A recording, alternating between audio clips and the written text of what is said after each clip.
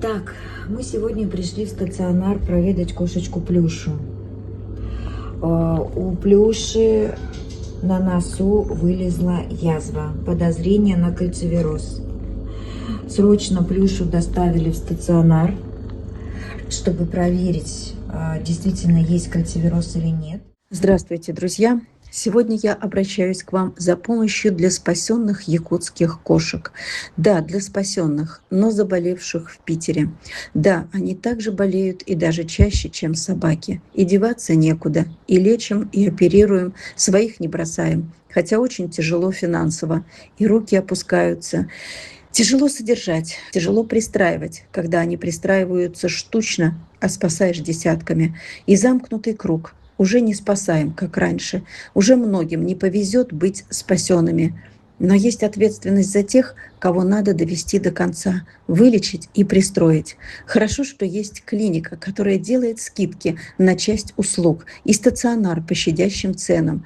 Но так как за последний месяц на лечении были 4 кошки, то скопился долг. Сейчас надо срочно оплатить за 2 кошек. Их выписывают, но отдадут при условии оплаты. Если ждать, когда будут деньги, а это не скоро, то долг еще вырастет.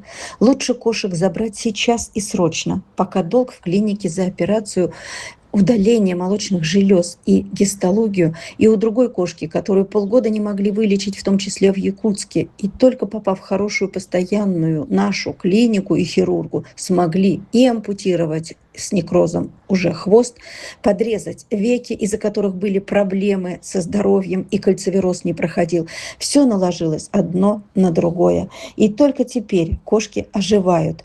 Пришла и гистология у прооперированной кошки. Отрицательная. Кошка будет жить. Хорошо, что успели вовремя прооперировать. 2 кошек уже выписали. Я рассказывала о них. У них лечим ФИП на дому 90 дней и постоянно докупаем лекарства. Это тоже расходы, но о них потом. Они есть постоянно, эти расходы. А сейчас я очень прошу вас, помогите оплатить 60 тысяч за лечение, операции, капельницы, стационар, хотя бы 2 кошек.